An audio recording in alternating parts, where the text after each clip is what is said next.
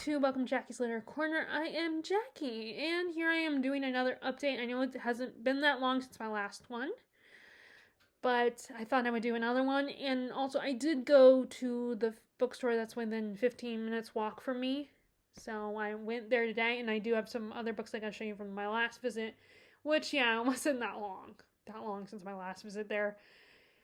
And that's something I'm trying to I'm trying to do better at exercising more self-control and not go, have more time in between visits, at least within the month. But anyway, so I figured I'll do an update as well as show you those books, and then also I literally just decided just now that I'm going to use these videos also talk about the podcast I'm listening to as well, because I've already done that a couple times where I've talked about my podcast listening. So I may as well make it a regular feature of these update videos.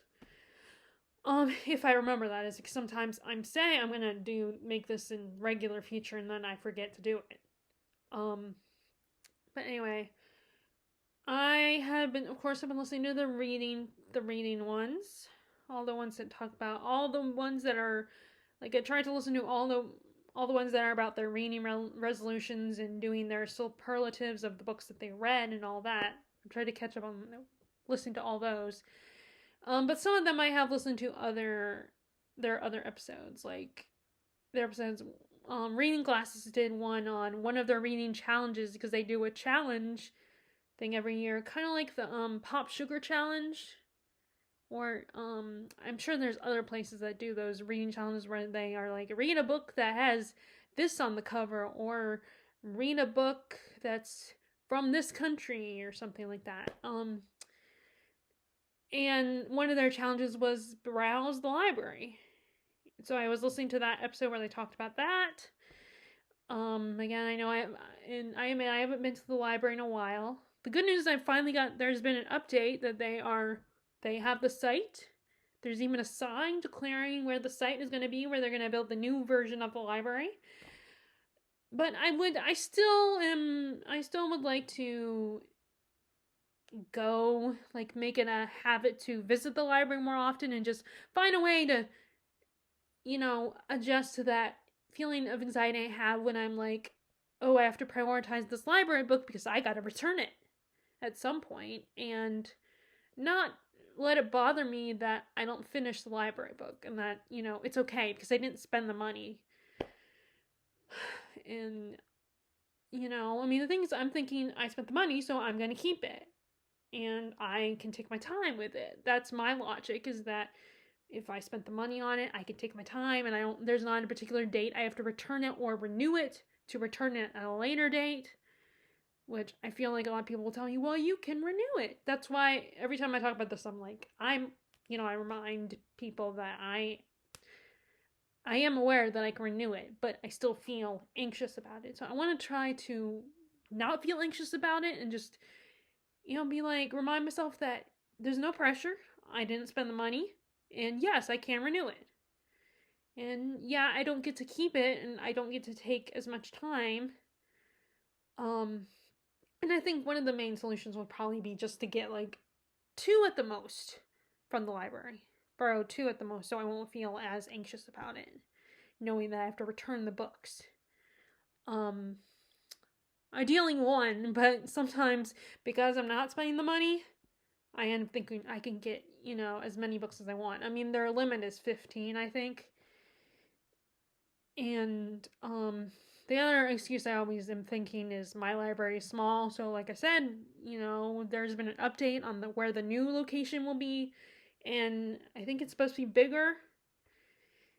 And where the old library is, I think they're just going to have that be the archives. Like the archives library, like where all the history of Pinehurst and all that will be. I think they're just going to make that, which means that will be bigger too, because they can use that whole space now. They'll be able to use that whole space.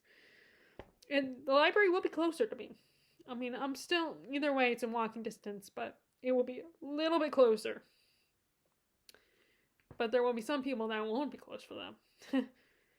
Anyway, so they talked about browsing the library and how it will help your reading, because each of their challenges is about how it can improve your reading. And I also listen to my history ones. One of the history ones, as I think I mentioned in my last update video, was about the Tower of London. The host of Gone Medieval went to the Tower of London at some point, and they did a video discussing it. And I'm also listening to the Rest is History, and so also the Rest is History podcast. I'm listening to their. I just finished their series of episodes on Titanic, and there were some things that I didn't know. Like, I mean, most of my source of information on the Titanic is from the movie, and according to it, sounds like the movie was pretty close. I mean, James Cameron pretty tried to stay as accurate as possible. I mean, there were little things here and there. Like, the podcast talked about how Bruce Ismay, he's played by Jonathan Hyde in the movie, that he was pretty much cast as the bad guy because he chose to get on one of the lifeboats and escape, while the thing to do was be the gentleman and stay behind and sacrifice yourself. And he chose not to do that. And I just feel very, and so people got really mad at him about that. He got a really negative reputation. And they also, there's also these rumors that there was a conversation between Bruce Ismay and Captain Smith. And they show that in the movie. People heard him say, "Oh, he's going to speed things up so they can get to New York early." But according to the Rest of History guys, that was not true. That conversation did not happen. And like I said, these guys are historians, so I'm assuming that is correct, and it's not just their opinion. So that was really interesting, and that made me feel like it was the public was being unfair to Bruce Ismay, because it's just not, yes, it is admirable and impressive when you are willing to sacrifice yourself, especially with all those people that died. It's heartbreaking and heart-wrenching, but Ismay did not commit some crime to not sacrifice. It is a difficult thing to ask someone to do when they're absolutely terrified and just don't want to die. Like, yes, there was a lot of people who chose to die, to sacrifice themselves, and that is, like I said, that is admirable. But I think we just judge people by other people who cannot bring themselves to do that. I think we judge them against the people that do make that admirable choice. And we punish those people who cannot bring themselves to make that choice because they are terrified. They are traumatized just like everybody else is. And I feel like they need to give Ismay a break. I think he shouldn't have, they shouldn't have villainized him. Because it's not like he was, rubbing his hand together, twirling his mustache, which he does have a mustache in the movie. I think he did have a mustache, so he literally was not twirling his mustache and saying, "No, I'm gonna disguise myself and get on the boat and abandon all those other gentlemen who are dumb enough to sacrifice themselves." I do not think he was thinking that way. And I think Jonathan Hyde does show how traumatized he was. And the rest of the history talk about what they, how Ismay was just, he didn't talk about it. He just couldn't, he just couldn't deal with it. He couldn't cope with what he witnessed and what he experienced, and how he probably, and who knows, maybe he already blamed himself as much as those people did and felt just as guilty. And I think Jonathan Hyde does do a good job in his performance showing how Ismay was traumatized and felt such relief that he was still alive, that he survived. And I just just feel like it's unfair. I mean, maybe you guys disagree with me, and if any of you guys are interested in this history, maybe those of you that would disagree with me and think, but I just personally believe he didn't deserve the hatred he got.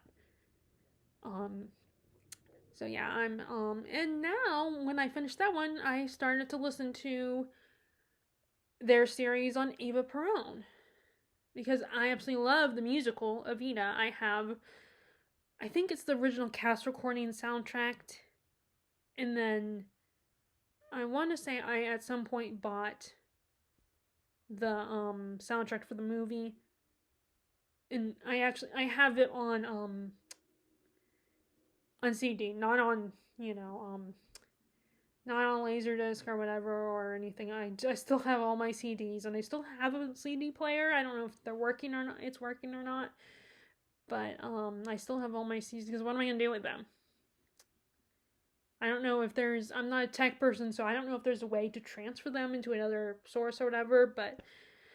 Um, but yeah, and I just love the musical. I've seen them multiple times. The movie stars Madonna as Ava Perón or Ava Duarte. Duarte. That was her maiden name. And although it turns out that wasn't technically their name, that wasn't technically her family name. And Antonio Banderas is her Antonio Banderas is in it as kind of the representative of the people, and then Perón is played by Jonathan Hyde. But anyway, she was basically this woman who, she came from a poor family, a farming family, and she ends up, as a young woman, she leaves home and goes to the big city of Buenos Aires and becomes an actress, and eventually meets Juan Perón, who was a politician, and they fall in love and get married, but she helps him win over the people of Argentina with her, and in a way it's like their campaign is like a performance, which I feel that is very similar to a lot of politicians today, that it's very much it's in a way like a performance. So it's really cool hearing them talk about it and give more information than, and it sounds like the musical does a good job of summing up her life and her relationship with Perón. I mean, at least that's where they're getting at. But I'm really enjoying listening to their podcast and listening to this series of episodes. I did actually finally get my parents to listen to it, because in most cases, they listen to the podcasts on like reality TV shows and stuff. And so during one of our trips to my grandmother's, they decided to, because they got into the show Victoria, starring Jenna Coleman, and they were trying to find a podcast. So my dad found one, but it was basically just someone reading the book, a biography on Victoria, Queen Victoria, and they didn't like that. That was kind of boring for them. And I kept telling my dad, it's like, okay, you need to listen to one like kind of like your reality TV show podcast, where there's just these people talking about it, because the other one was just basically them reading a book. So of course it's going to be boring for you. And I don't think my dad would like audiobooks, because he was bored with that. So he's probably not gonna like regular audiobooks. So, and they did discover. I told my mom, finally just told my mom about it, dropped the little seed of information to my mom, and she found one on the way home last time for my grandmother's that was on the Beatles. Their video there, and I didn't think we could listen to that one, because I thought you had to be a member. But they weren't able to listen to it. Well, I was listening to a different one. So I was very excited about that I got to listen to that, because I get so tired of I have no interest in reality TV shows. Although the ads for the Traders has got me a little intrigued, and I do like Alan Cumming I do like him as an actor. So and he's the host of Traders. So it does sound really fun. There was only really, other than like American Idol and stuff, there's only one reality TV show that I attempted to watch, which was there was one that was, it was kind of like inspired by America's Top Model, but it was for acting, like America's Next Big Actor or something, but sadly it didn't last. It's kind of disappointing to me, but that was one I got into briefly. That was a few years ago, so That's the only other than, I mean, even with American Idol, I got bored after a while. I did we tried to watch like some stuff like Survivor with my family, and I just couldn't do it. And the same thing with the the dancing show. Um, I just those like I would rather just watch a fictional story than a reality TV show. With the exception of technically you could call like HGTV stuff as reality TV shows. In a way, technically they are, kind of. Um but yeah, so anyway, I just could not stand listening to that. I mean, sometimes it would pull me in a little bit, and I admitted that, but most of the time I was just kind of annoyed by them and just grinding my ears, and it did not help that I was so annoyed that I would be pressing down with my teeth because I would be so annoyed and it would start hurting my jaws and would make me, and my jaws hurting, so I would be cranky about it. And my parents just got fed up with me constantly complaining. And I had kept telling my dad, be like, I think you would like some of the podcasts I listen to. And he probably got annoyed with me after a while with that. But anyway, I finally told my mom about one of the podcasts, the history podcast I listened, and she agreed that the other one, the America's History It, my dad would like too, but I haven't gotten into that one yet. Anyway, so yeah, that's how it's going with podcasts right now. I'm really enjoying it. Although, unfortunately, because I'm listening to podcasts both on my iPod and my iPhone, it has filled up my iPod, and I cannot download from iTunes the latest Taylor Swift CD or latest Taylor Swift album. It's kind of annoying because I've heard bits and pieces of her new songs, and I'm really like, I want them, but my mom keeps saying she'll help me a little bit, but then she ends up getting busy or distracted, having other stuff she has to do, and I don't want to bother her about it because it's not important. And I still haven't got around to it, but at some point I will ask. Like, I do have cousins that are techie people, and my sister actually, has some knowledge on podcasts and stuff. So at some point I will ask someone to help me out with that, if not my mom. Now let's get to the important. Now let's get to the reading stuff. So where am I? Okay, I did start a new book that was a little bit shorter. The Liar, which is, it is a Scandinavian fiction, and it's been translated by let me see, this is the where is it? Does it say who's the translator? I know it says somewhere who's the translator. Oh, Paul Larkin is the translator.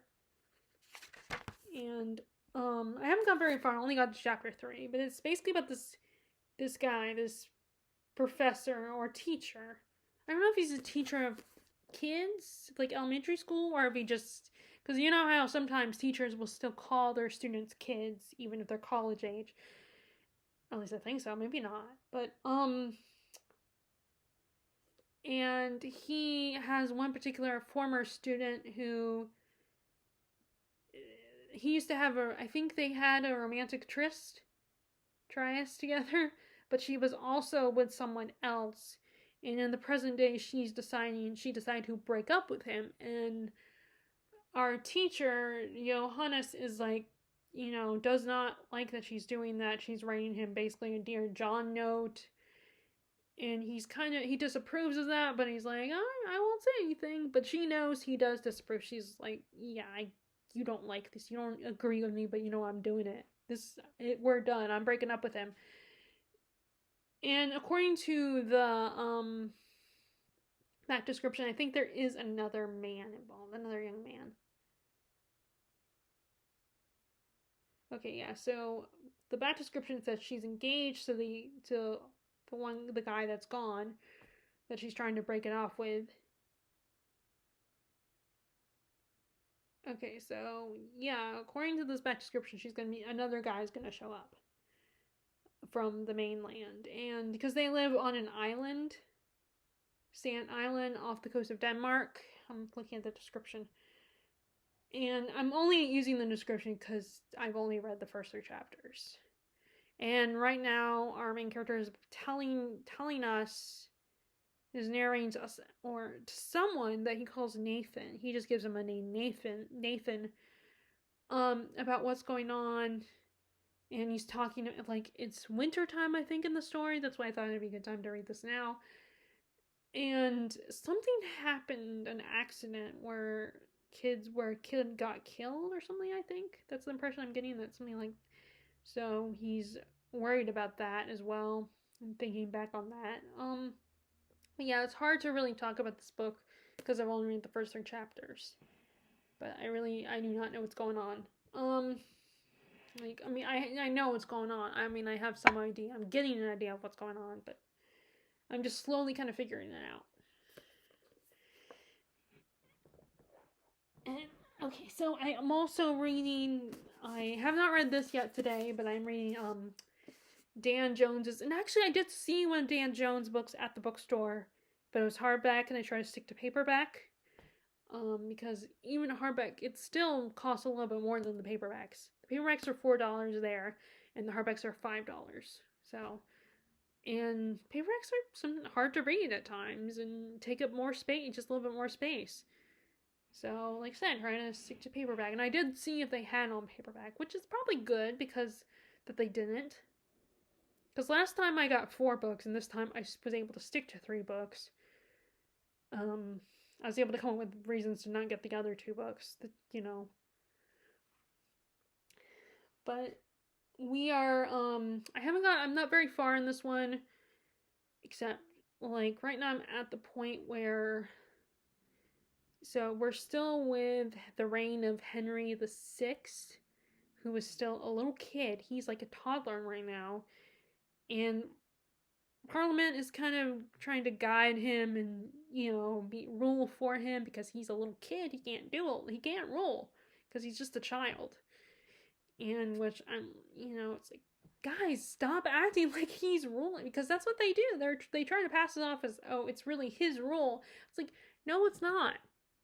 The people know it's not him doing, because they know he's a little kid. I mean, I'm assuming they know he's a little kid.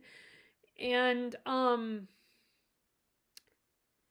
he has 2 uncles who are trying to seize power and control over him. They're at war with each other. He's the Duke of Gloucester and the Duke of, I can't remember, Suffolk is the guy that's kind of is the other guy. I cannot remember. It's Gloucester, and then there's, I don't remember, but I know that Suffolk also come into play, but he's a little more sneaky about it, and he claims to not take sides, does his own thing, but he is better at playing the political game. I think that's the impression I get. Like, does better at maneuvering things and gaining power. Like, he seems to be more patient than the other 2 guys. Suffolk, I think it's Suffolk. There's so many. It's hard to remember all these guys and what they are. That's the only way. And the thing is that at the same time, that's the only way to separate them, because they all have the same name. Like, a lot of them have either the name Henry or Edward or Edmund, or, there's a lot of Marys, and they all have the same name. And a lot of Henrys, and it's like, why does everyone have the same first name? And then also, we met one of the tutors. We've met Owen Tudor, and this is, of course, before the dynasty was formed, like way before the family got all, formed their own dynasty. And he ends up having, the Parliament has told Henry VI's mother, Catherine with a C, like Catherine of Valois, I don't know what I'm saying, but she's from France, that, okay, we don't need you anymore, because Henry's a little bit older, but not that much older. He's not like a teenager. He's still a little child, like, just still kind of a toddler age. And they let her go, and she does her own thing. She hooks up with one of the one of Henry's uncles. Oh, Beaufort. Is it Beaufort? The two uncles that are fighting, I think. Possibly. It might be Duke of Beaufort. I don't know if he's a duke or something else. Like I said, there's so many names, it's hard to remember them all. And I need to get into the habit of making mental notes of like marking them and stuff like that. But anyway, she was supposedly rumored with, I think, Edward of Beaufort is his name, or I don't know if it's Edmund, that she was in a relationship with him. But then she meets Owen Tudor, and they fall in love and get married and have kids. So Henry VI has some half brothers and a half sister, although there's more focus on his half brothers and his sister, because they do mention that they have a daughter, but she kind of disappears. Like, they mention her, but then she, like I said, she disappears from the story. They don't know a lot about her, I guess. And Jasper is one of the names, and I can't remember the other one. And so Catherine ends up dying. She ends up getting sick and dying, and unfortunately, this is not good for Owen, because he's not part of the Plantagenet line.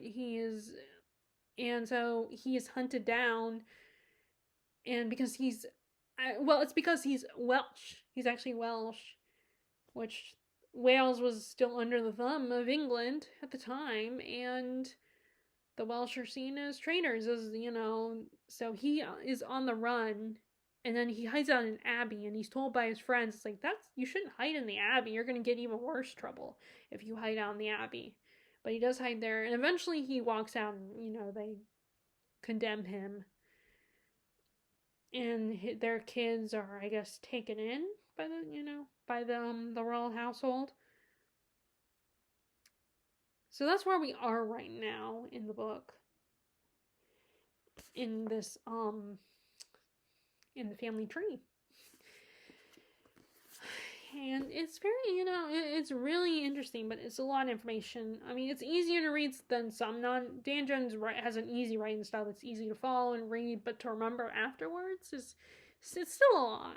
I mean, I definitely remember this better than, like, let's say, the book I read, The Rubicon, by, coincidentally, by Tom Holland, not the actor, but the guy one of the hosts of The Rest is History. So Tom Holland, the historian, so he wrote this book on the Rubicon, called The Rubicon, which is about, Caesar and Rome and everything.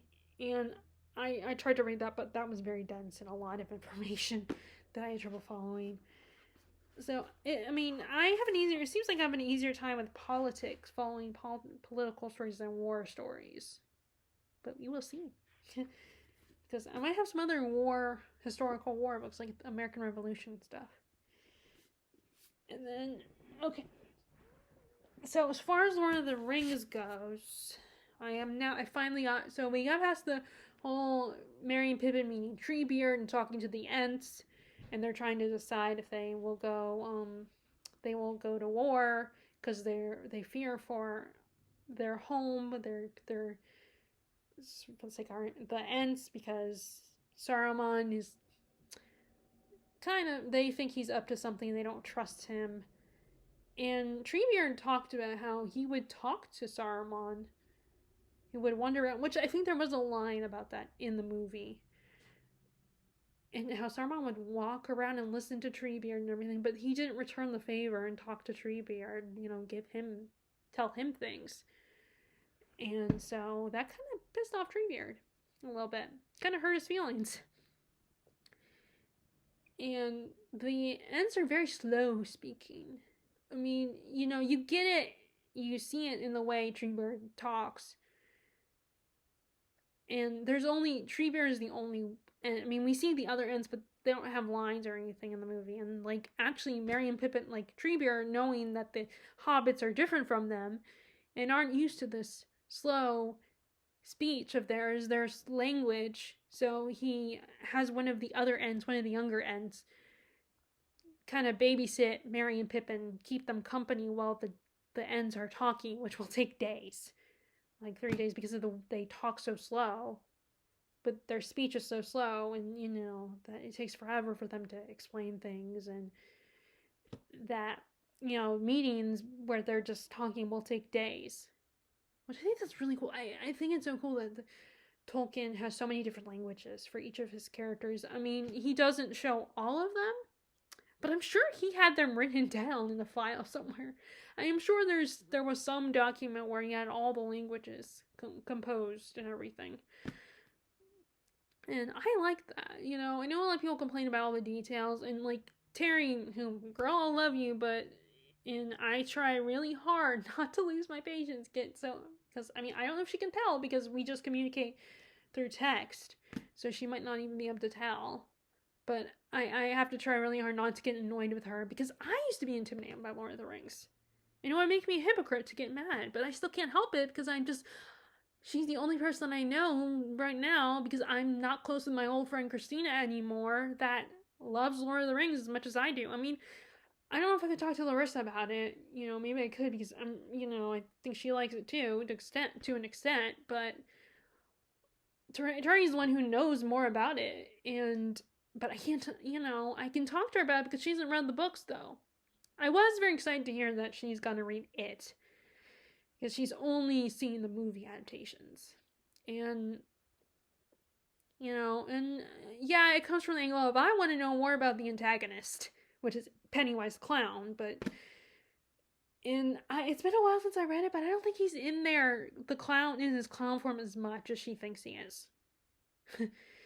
I mean, like, I remember she was very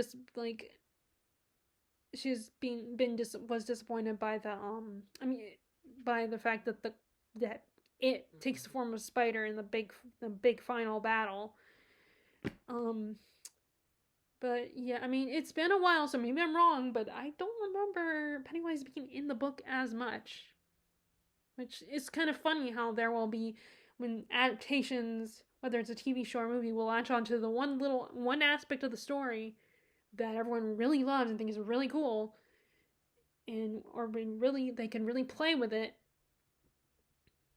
But then you find out that in the book it's not as big in the book as it is in the adaptations. Like, I've seen that before, and I always find that kind of funny when that happens. When the one aspect of it they latch onto, and it turns out it's not really as involved in the story. But I'm just happy that she's going to attempt to read it. But my thing is, but anyway, back to Lord of the Rings, I'm thinking, this is not that hard to read. Yes, it's very detailed, but the details I don't even notice. It doesn't drag on for me like it does for other people. I mean, I think for me, I've seen them watch the movie trilogy so many times now that when I'm reading it, I'm picturing the movie. And even though there are differences from the movie, first of all, I'm still picturing the movie. I can still see the movie. I still see the actors. I don't always hear their voices, only when it's certain lines that were included in the movie. And there's a lot of stuff that isn't in the movie, a lot of details. But I'm still picturing the movie, and it makes it a lot easier for me to get into it. And I guess I don't mind detailed, when things are detailed. I mean, okay, and I have to make a note of this in my review for Two Towers, because what I've been doing is I did a separate review for The Fellowship, even though I'm reading it like this. I'm doing a separate review for The Fellowship, and then I'm going to do a separate review for The Two Towers, and a separate review for Return of the King, so that it will look like I've read more than just waiting until I finish this book, because it's going to take me a while to finish it. And so I'm kind of cheating a little bit. But anyway. And what was I going to say? I lost my train of thought. Oh yeah, I'm going to make a note that I kind of understand the criticism of not just the details, but the fact one of the reviews, because I kind of wanted to know what the reviews that are like 2 and 1 stars say, what their complaints are, like, to see if what I think people's complaints are, or what they don't like about the book. But I know one of the negative reviews I read was how they always, when they address the characters, they always say the son of, And that has bothered. You guys know I'm reading the Bible, and the Bible does that a lot. And for me, that's annoying. And I didn't even think about it when I was reading the Fellowship, but now I'm thinking about it more, and I'm noticing it more. And I don't know, maybe in the Fellowship it's not as involved in that part of the book, and but maybe it's more in this one. But yeah, it's starting to bother me now because I'm noticing it more because someone drew my attention to it, one of the negative reviews. And like I said, when I'm reading the Bible, it annoys me in the Bible because I'm like, I don't care. This person is not important. You don't need to say every time you mention someone's name that they are the son of this person. Well, they do that in this book. And, Tolkien is a Christian or Catholic, or more specifically Catholic. So I'm wondering, I know that they're basically the same thing, but, I don't think our little family unit does not consider ourselves Catholic. We consider ourselves Methodist Christian. So for me personally, in my mind, I think of them as separate. And, but yeah, it's like, and the other things in the Bible that annoys me is like whenever characters are talking, like they speak to the people in the Bible, go to visit other people, they're told by God or someone to go tell this person this, and then when they tell them, they say exactly what they were told, the exact word for word what they were told to say to them. And I'm like, why did the people who wrote the Bible have to repeat exactly word for word the same thing that was said a paragraph ago? Like, when you're reading a regular story, you don't do that. And it's just, I know it's the Bible and everything, and I feel kind of like, but yeah, it does, but I can't help it. It annoys me, because when I read regular books that are not the Bible, they don't do that when they have conversations. When someone is told to tell someone something, unless it's important, they don't repeat things. They don't say, even if they do repeat exactly what the person they were told to say, the writer, the author, does not rewrite the same thing. They just say, this person, they told them exactly what the other person told them. They just tell us that. They don't literally write the exact same words that they said in the previous paragraph. Which annoys me so much. And because I don't want to read that thing over and over again. I don't want to read the same thing that I just read a second ago. But yeah, so that's a little side tangent. But anyway, so now we are back with Gimli, Aragorn, and Legolas, and they finally ran into Gandalf. They found him in Fangorn Forest while they were trying to track Merry and Pippin. And they find he has changed. He's been resurrected. He's now Gandalf the White. And he has gone to, and he takes them, helps escort them to, Rohan, where Theoden is.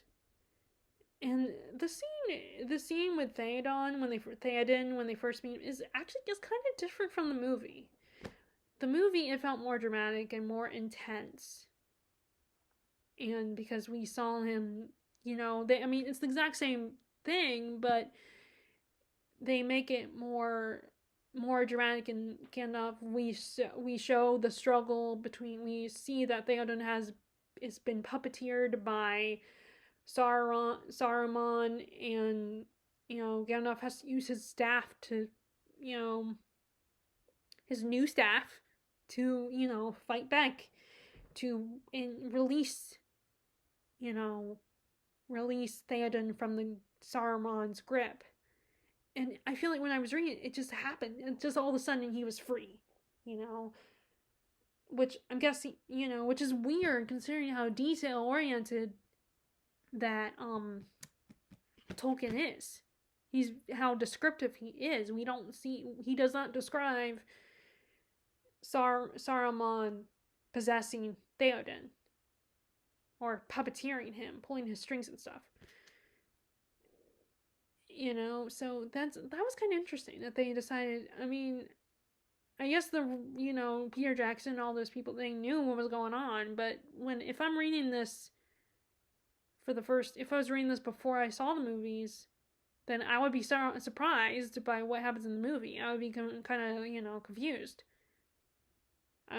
Because it's like that. I'm like, oh, it would be like, oh, that's what was going on. So yeah, I thought that was kind of weird. And another thing I do notice is when characters talk, it's very long-winded, and characters spend time like when they finally reunite with Gandalf in Fangorn Forest, and they're talking to him, and he's like, they ask him when he mentions Treebeard. I think it was Legolas got all excited because he was like, "Oh, I've heard of the legends of the Ents, and I would love to meet them and everything. And tell me about Treebeard." And then Gandalf's like, "Oh, we don't have time for that." But then he had proceeded before to take the time to explain what happened to him, and what was going on, and how he was been observing people, and how he knows where most people are right now, and he has an idea of what happened to everybody since he died, and yet he can't take the time to explain who Treebeard is. Yet then, the next paragraph, he does explain Treebeard. He does actually do it. He does explain, even though he said he didn't have time to. I mean, he doesn't go into a whole thing, but he does give them enough information, Legolas and the others, enough information about who Treebeard is. So I thought that was kind of funny that he's like, oh, I don't have time for this, but I'm going to do it anyway. And also, I explained other stuff. So he was like, oh, wait, well, I did take the time to explain what happened to me and how I know what's going on, so maybe I should take the time to explain Treebeard. Not that he did a lot, but that's how I interpret that moment. I could, maybe other people don't interpret it that way, but for me, that's how it felt. Like, like, he explained this stuff, but then he proceeds to say, oh, I don't have time to explain this, but then he does kind of explain it. So I thought that was kind of funny. But yeah, they are with Theoden right now when they're getting ready to travel to Helm's Deep. And that's another thing that was different from the movie, too, because, like, Theoden was reluctant, I felt like. Like, he was really struggling and was trying to figure out what the best solution was, and they took their time with it. They were debating it in the movie. But then, yeah, he thinks about it for a second, but then in the book, he's like, yeah, that's what we're gonna do. Helm's Deep. We'll escort the women and children, and meanwhile, we will go to Helm's Deep. And another difference is I noticed is that Omir, I still never know how to say his name. He shows up, and yet he was gone. I think at one point he wasn't. I'll have to rewatch it, but I don't think he was there. It was just, yeah, I don't think he was actually there, because the Riders of Rohan were still wandering around doing their own thing, because they were cast out, and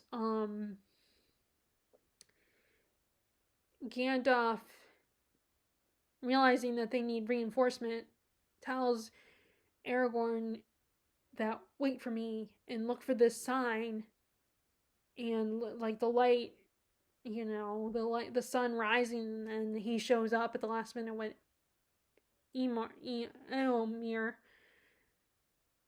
So I don't think Eomer was there when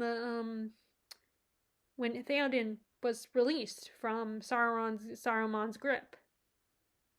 So yeah, but he's actually there when it happens. Eomer's actually is there.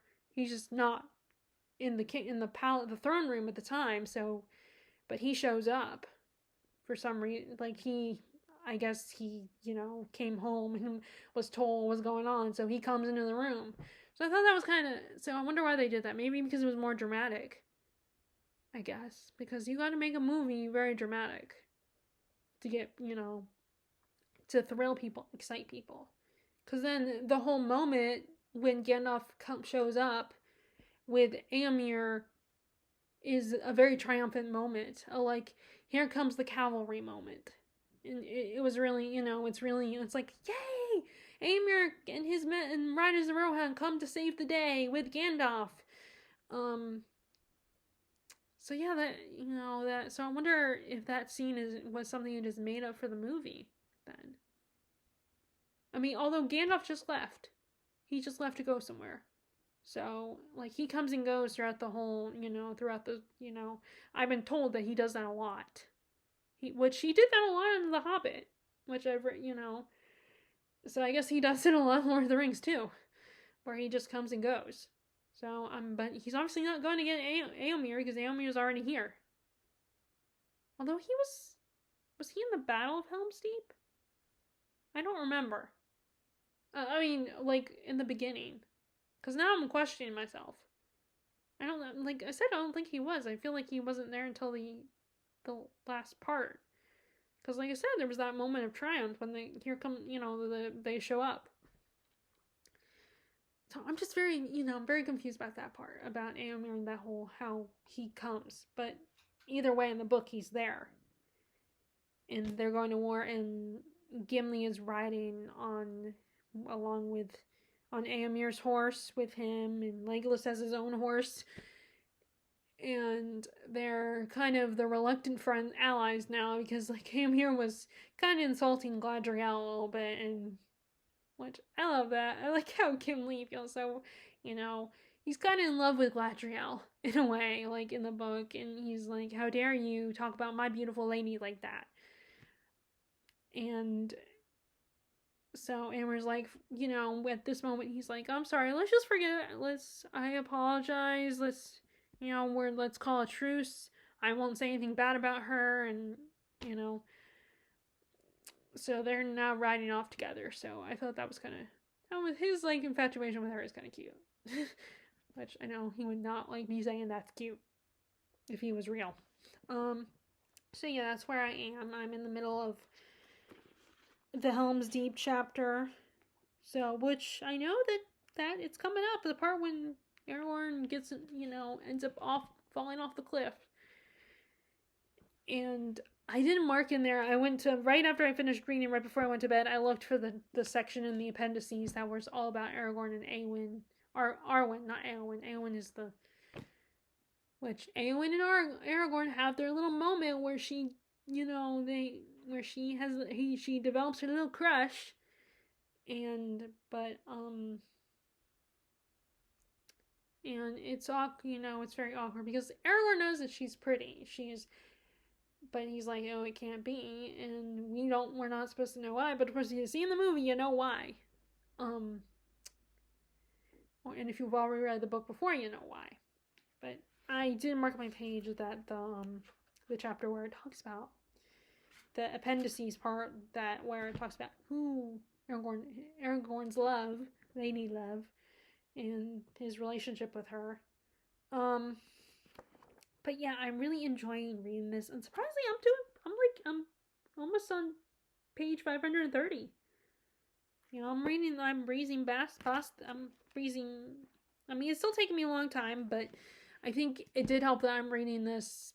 I brought this with me for Christmas and New Year's when we traveled, and going to my grandma's for her birthday. I made sure to bring it with me.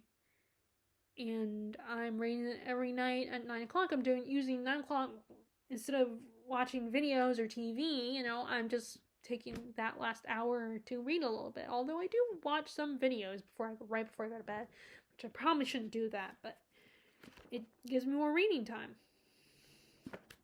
And I am trying to annotate this, but it's really hard because, with me and annotate, sometimes I just want to read the book. I don't want to have to stop and make a mental note or mark in the books why this is important, or try to write a little something in the margins, or write a journal entry or something. Sometimes I just want to read.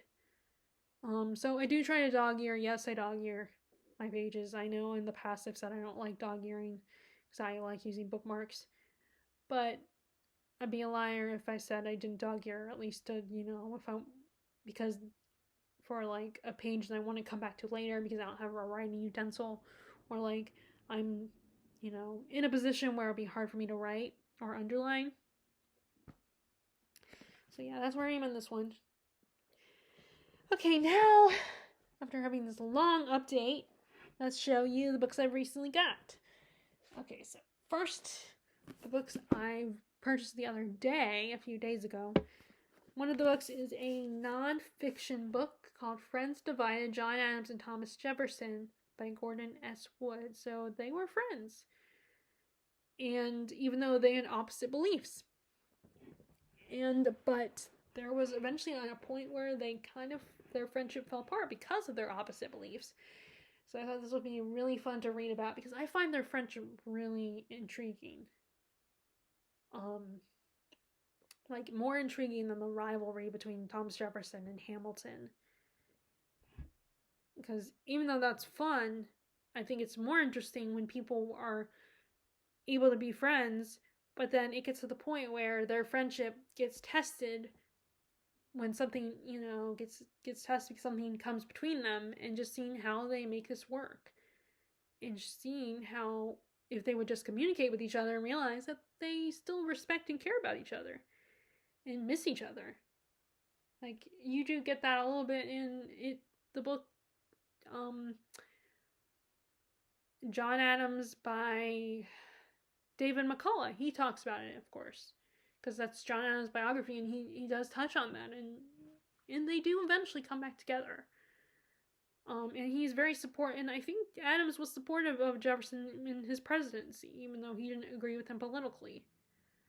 So I thought this would be really interesting to read about.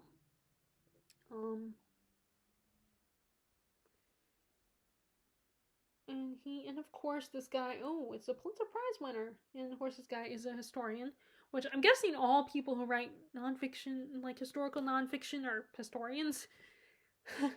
I'm guessing. So there was that one, and then I also got. So these are part of the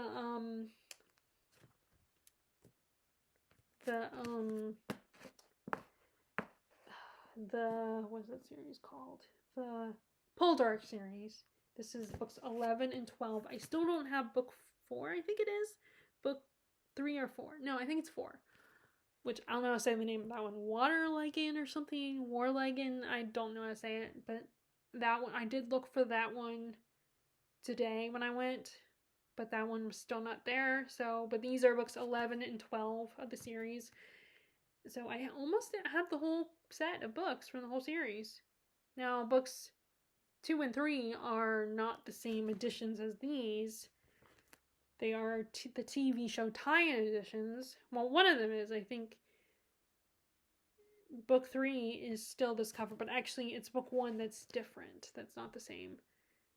Along with a handful of other books that I have in the series. But most of them are this. Most of my books of the series are in this edition because I got a lot of them from the Outpost. So, but this is a, I think it's during the same time as the American Revolutions. I think it's the 1700s. But it's England. So I don't know if maybe our main character, Ross Poldark, was maybe was fighting in the Revolution at the time. I don't know if that's the war that he was in. Because he comes back in the first book, he has come back from war. And what sets things off is his love has married someone else. So yeah, I have these. So like I said, I just have one more book I need to get, then I'll have all the books. Anyway, in the last book, so I think it was Caroline Marie Reeds and Emmy were reading this book that I'm going to show you. And so I did not, and I got another book by the author a long time ago. And because I didn't see this one, the one I'm going to show you. And so the other day I saw it and immediately grabbed it, and it's the same edition as the one that I have, the other book that I have by this author. But that is The Magic Mountain. Last year they read this book that was part of their book club. And I found so interesting what she was taught, what Emmy in her vlog about reading this book. It made me intrigued to read this one as well. But like I said, I hadn't seen it at the time.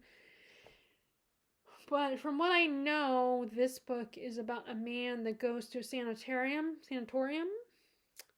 and he ends up staying there for a long time. Like, he wasn't gonna stay there. I think he's going to rescue someone from that, has decided to stay there. He was going to get them out, but then he ended up liking it in this place, so he stayed there, and this is about his experience there. And the other one that I got by Thomas Mann was Buddenbrooks, which is a family saga story. And I did start reading it not that long ago, but I haven't picked it up. And again, I'm in another situation where I finally got the book by the author that I wanted to get, and now I'm like, okay, I feel like I should read the other one first, and then read this one.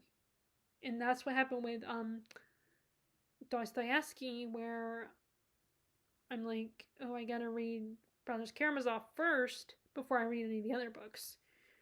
Like, I feel like I run into that a lot with these authors. But I'm excited to read this. But like I said, I feel like I need to read Buddenbrooks first, since that's the one I started. So those were from the other day. And then now today, I was able to stick to my 3 books limit, which last time, obviously, as you saw, I didn't.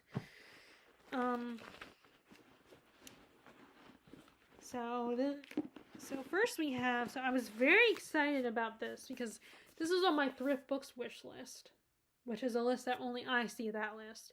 I don't share that with anybody because I don't know anyone who uses thrift books.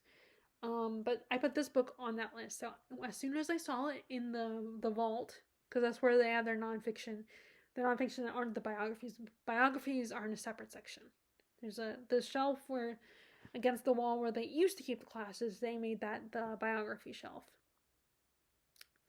So, but I saw this one in the vault, and I'm so excited because, like I said, this was on my thrift books wish list.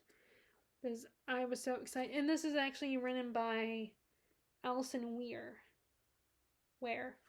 who is the author, historical fiction author that I've been getting into lately. Like, I've read her book, Catherine of Aragon, The One True Queen, and now I just finished Anne Boleyn, A King's Obsession by her. And she writes about both the Tudors and the Plantagenets, which I think Philippa Gregory does the same thing. And I saw this, so I was really excited to see this there. Like, I try to get my nonfiction books either from thrift books, or I try to look for them at the Outpost bookshop, because I don't want to spend $20 to $30 on a nonfiction. I mean, I made a couple exceptions every so often. Like, earlier last year, I did make, like, my Dan Jones books, War of the Roses and the Plantagenets. I got those at Books A Million. So I made an exception. And I also got my book, a book on the Tudors, also from Books A Million. So, but I try, most of the time, I avoid doing that because, like I said, I don't want to spend $20, $30 on a nonfiction book. But they're not part of why I did is because Outpost doesn't, it doesn't always have the ones I'm looking for. And thrift books, the books will disappear if you don't snatch them up. I mean, like, there's a book there that I want to get, The Tale of Haki, I don't know how to say it, and I'm trying to wait a little bit before I make another purchase, especially because I want to stick to my budget, and thrift books, I count that to my budget, and because it's not like with the Outpost where it's like you're spending under $10 at the Outpost bookshop. Well, thrift books, yes, it's cheaper than like Amazon or Books A Million, but it's still, still not under $10. It's still, a lot of the books are not under $10. They may be under $20, but, actually, no, that's not true. There are books there that are under $10, but if you want to get you don't want to get the shipping tax, you have to buy more books.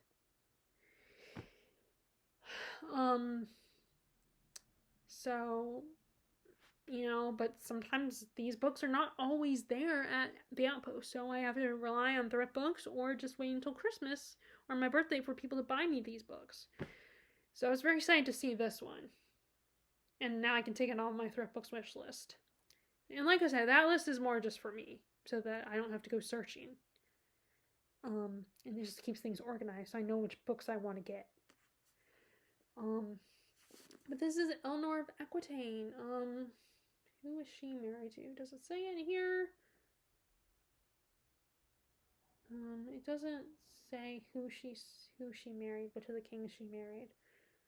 It just says she was considered the most beautiful woman in Europe. Oh, well, it says the wife of 2 kings. And she was the mother of 3. So she married 2 kings and mothered 3 of them. 3 future kings. And what I've heard about her is very impressive so far. So I'm excited to read this. And like I said, it's Alison Weir, and I'm really getting into her work. So I'm excited to read this. And I'm so glad it was here. And then, luckily, I also spot a fiction book on one of the women from the War of the Roses, one of the women of the time period of the War of the Roses. And I think, yeah, she was a mistress of King Edward IV. And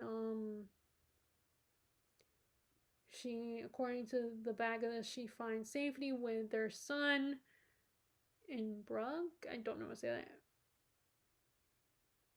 And she is the daughter of Henry VI, the bastard daughter of Henry VI.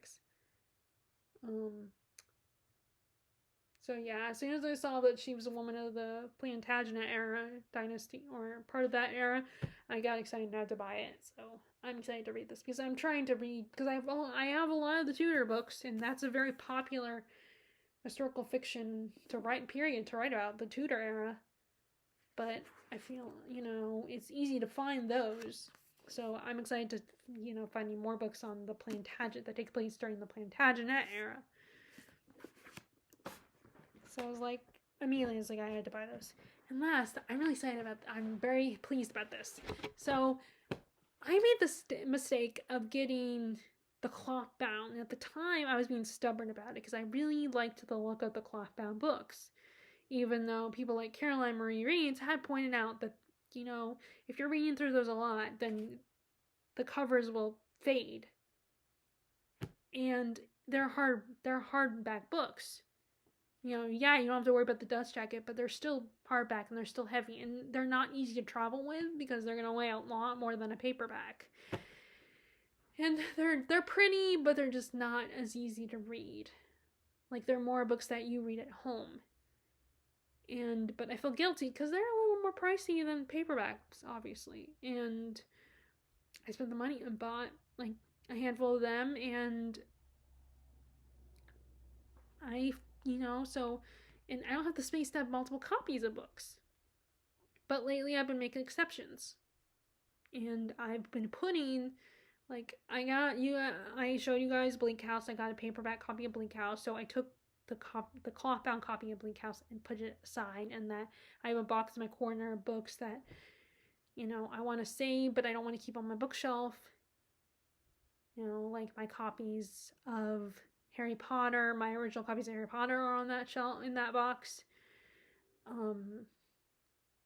And I think I put those in long before. I think I might have put those in that box long before the whole J.K. Rowling started showing her true colors.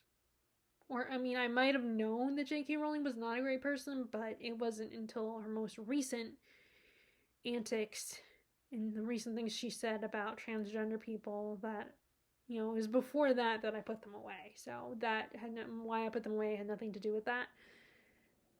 But I just put them in there at some point because, I don't know when I would next read them, and I wanted to kind of protect them because despite their author being not a nice person, that's putting it nicely, and no, I don't agree with her, But I also, I just wanted to kind of keep them. I still love the books. I still love the series, and just wanted to put them aside for now and save them. And there's a couple other books I put in there. Some of them I might books that I consider passing down to my nephews and niece at some point. Although my sister, had told a long time ago that don't save books for them, but I did anyway. And although eventually I did go through the box and see which ones do I really want to save. And so I put Bleak House in there. And War and Peace is one of my cloth-bound books that I have that I bought off of Amazon. So I spent even more money on that one than I did. I mean, granted, books on Amazon are not super expensive. They're not as expensive as what you pay when you buy a book at Books A Million or Barnes & Noble, or probably Waterstones, but it's still not cheap. So that's why it took me a long time to, finally I gave in, and I decided I need to find paperback copies of these books. And you guys saw I got the Bleak House one. And then today I found this one. Because I was not going to buy another copy at Books A Million of it. I didn't want to spend the money. I was like, because then I would feel even more guilty. So I was like, either I'm going to get a copy of Thrift Books, or I'll get it, or if I see it at the Outpost bookshop, then I will buy it there. And I did see it there today. And I got this one. It is a Norton Critical edition. So this is an edition that I think has annotations and stuff like that. And they do say, I was looking up what exactly is the Critical Norton editions, what is in those books, because, I didn't know until I looked it up what those books entail. And a lot of people say they have a lot of, they're annotated editions, they have a lot of notes and stuff like that. And, I think it's a Reddit thing that I look at. And someone was asking that question, are these editions worth it? And one of the responses to her was that they're probably more for if you're a student, but if you want to read it for pleasure, maybe not do that. But unless you are kind of a nerd like me and really are into annotations and stuff like that. So, and this was the only copy there, because the only other, it wasn't the only copy, but the other copy was a hardback, and that was my first problem, was the cloth bound is a hardback. So I stuck with this one. The only problem is that it does have this thing, which I don't know why it's like this, where it kind of sticks out, which, if you can see it, I do not know why this end piece sticks out. I felt that's kind of weird. But it's fine with me. It doesn't bother me as long as I can still read it.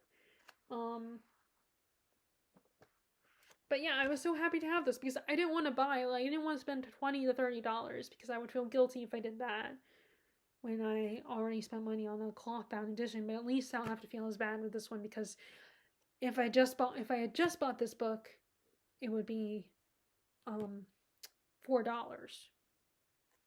So, but of course, the only reason I spent $12, well, actually I spent less, because now my the Outpost does this thing where you can be a member, and you get you get points, and eventually you get enough points that you can get 5% off. And I go there enough each month that I eventually go get to 5% off, where I end up spending less. So I spent even less than $12 on my purchase. But anyway, this is the mod translation edition. So I don't know if that's a good one, but I'm not gonna worry about that, because once it drives me crazy when I find out when people talk about a translation and they say, "Oh, that's a bad translation. It was the only one at the bookstore." And I'm like, I don't want to, I'm sorry, I don't want to spend money and buy another translation because you say it's a bad one. Not that people are telling me, oh, you need to get this translation. It's just I'll happen to look it up. And they will say, and then it turns out the one I purchased was a bad translation. And it's really annoying to me because it's like, I got this and now you're telling me this is not a good translation? I mean, I think the mod translation people say is a good one, I think. But I'm excited. I'm so happy to see this, especially because it's paperback.